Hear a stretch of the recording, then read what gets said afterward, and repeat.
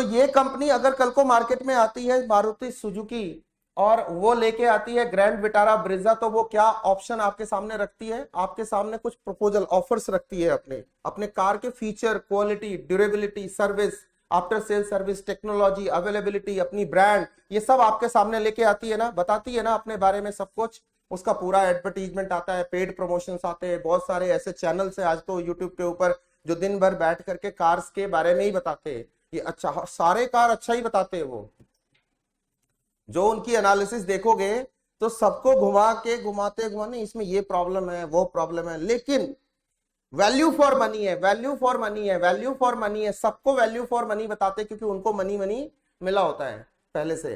तो वो सारा यही बताते हैं ना आपको। 2024 का मॉडल है जी, मल्टीपल फीचर बताएंगे, interior, exterior, dimension, fuel efficiency, suspension, engine, transmission etcetera, plus metal mix वो बताएंगे जी। देखो ये सुजुकी की गाड़ी है, इतनी मजबूत है, इसमें 48% मेटल है, अगर इसे तुम इधर से मारोगे तो दूसरी तरफ कुछ नहीं होगा, क्योंकि ये मारुति की गाड़ी है, डब्बा नहीं है। मतलब उनका कहने का यही सेंस होता है, डब्बा नहीं है, लेकिन आपकी जानकारी के लिए बता दो डब्बा है, तगड़ा डब्बा है ये।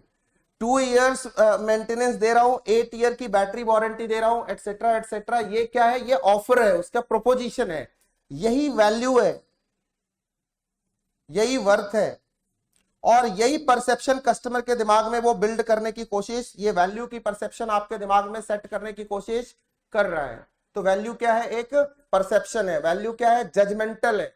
वैल्यू जज की जाती है और प्राइस पे की जाती है on the basis of the judgement.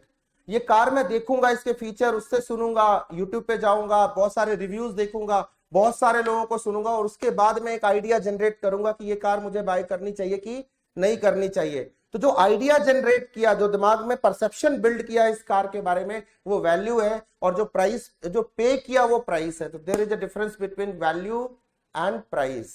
Value हो सकता है किसी चीज की मैं जज करूं 20 लाख रुपए, पे करूं मैं 15 लाख रुपए, ठीक है, 5 लाख मेरी सेविंग हो गई, पैसे का ना जाना तो आना ही होता है, इस टाइप की सेंस मेरे अंदर आ गई। सेम बात हो गई, सेम चीज। तो सर इस कार को इन्होंने ऑफर किया, साथ ही साथ ये अकेला तो है नहीं, इसका राइवल भी आ गया।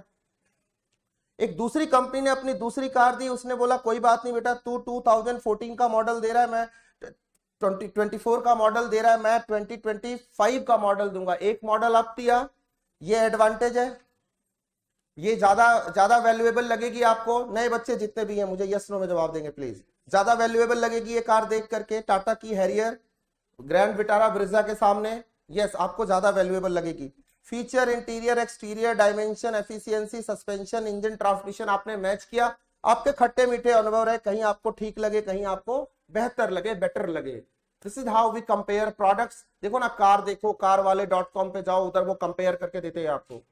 तो वो क्या कंपेयर करते हैं? प्राइस नहीं, वैल्यू को कंपेयर करा रहे होते हैं, आपका जजमेंट बनाने की कोशिश कर रहे होते हैं आपके दिमाग के अंदर, ठीक है। और उसके बाद मेटल मिक्स देखो, कम है या ज्यादा? स्ट्रॉन्ग कार होगी, टाटा का लोहा है भाई, सिंपल सी बात है।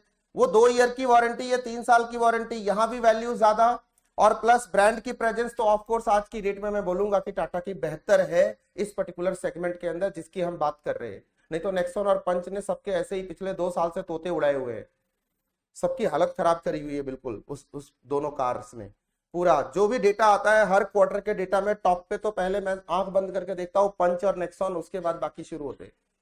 नहीं तो किसी जमाने में Creta was number 1 in this particular segment. Creta या क्रेटा से ऊपर वाली गाड़ियां जो थी वो सब महिंद्रा की गाड़ियां थी, एसयूवी 500 वगैरह, 700 ने भी अच्छा किया, बट रिलेटिवली इन कार्स ने उन सब को ओवरशैडो कर दिया इस सेगमेंट के अंदर, राइट। ओके, सो इसकी वैल्यू, इसने अपनी वैल्यू आपके सामने रखी, आपको ज्यादा वैल्यूएबल कौन सी लगी? कंपेयर करके आपको लगा कि Tata Harrier is a car with more worth, more value, right. ये इसका कॉम्पिटिटिव एडवांटेज है। जो कंपनी जितनी ज्यादा वैल्यू आपके सामने देगी, वैल्यू की प्रोपोजिशन जो जितना ज्यादा फीचर, क्वालिटी, ड्यूरेबिलिटी आपको ऑफर करेगी, उसके पास कॉम्पिटिटिव एडवांटेज होगा, ठीक है। इससे मैं एक लाइन बोल सकता हूं क्या? The more value we create the more competitive advantages we gain. बस यही बताना था आपको, ये बात समझ गई? The more value we create the more competitive advantages we gain. जितना ज्यादा फीचर, जितनी बेहतर क्वालिटी, जितनी अच्छी ड्यूरेबिलिटी, जितनी अच्छी टेक्नोलॉजी, जितना अच्छा सर्विस, जितना अच्छा आफ्टर सेल सर्विस आपने ऑफर किया, जितनी अच्छी ब्रांड की प्रेजेंस, जितना अच्छी मार्केटिंग एडवर्टीजमेंट आपने किया, उतना ज्यादा वैल्यू आपने क्रिएट किया, और जितनी ज्यादा वैल्यू क्रिएट करी उसी कंपनी के पास कॉम्पिटिटिव एडवांटेज होगा। स्ट्रैटेजी इसी का नाम है। Yes, strategy is a plan to win. Strategy has originated from military. Strategy का जन्म हुआ है मिलिट्री से, वॉरफेयर से, ठीक है, और वहां से हमें मिला an idea to gain competitive advantage. और मिलिट्री में वॉरियर किस लिए लड़ते हैं? जीतने के लिए। हारने के लिए कौन लड़ता है? जीतने के लिए लड़ते हैं। यस, अब इसका तुम वो देखो, फाइनेंशियल्स देखो, आपको थोड़ा और समझेगा। इस टाइप का एक एक्सरसाइज आज भी हम कर चुके हैं, बातों बातों में कर लिया था। अब उसका थोड़ा एक फैक्चुअल एक फिगर आपके सामने रख रहा हूं, देखो। मैंने कहा ग्रैंड विटारा ब्रिजा जिसकी वैल्यू ये थी, वो छोड़ दो कि अभी ज्यादा आगे कौन है और पीछे कौन है, बस ये देखो कि इसके डेटा में देखो, डेटा को कंपेयर करते हैं।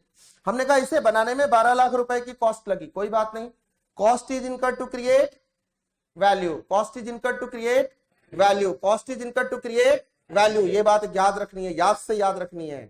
और हमारा पर्पस क्या है? Minimising the cost and maximising the value, minimising the cost and maximising the value. इसी को देसी भाषा में बोलूं, काम में हो दम और दाम में हो कम। हाँ, सिंपल। तो ये क्या हुआ? 19 लाख की कार, वर्थ की car, worth worth worth perception, customer के दिमाग में 19 लाख की फिगर पिक्चर आती है इस कार को देख करके, और कंपनी ने इसे ऑफर किया कितने में?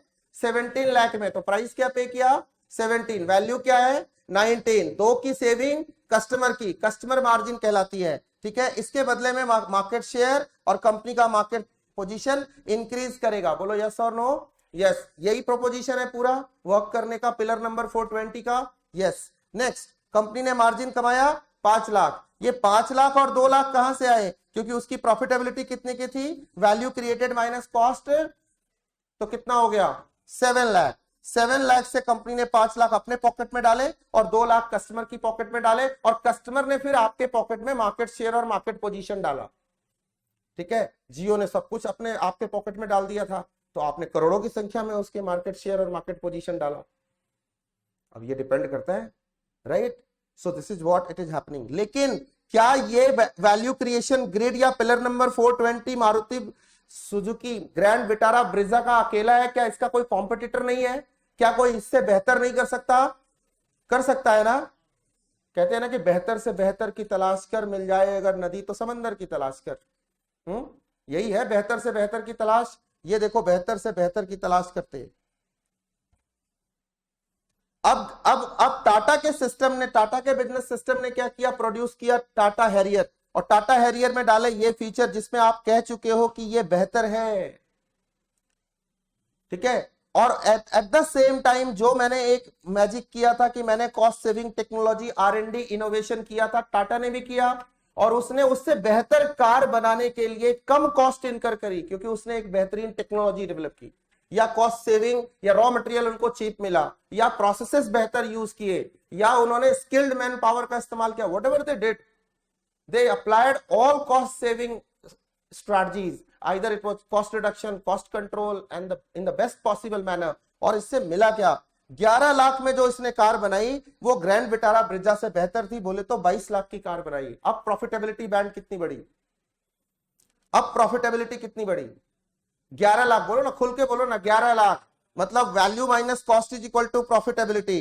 पिछले वाले की प्रॉफिटेबिलिटी कितनी थी? 7 लाख।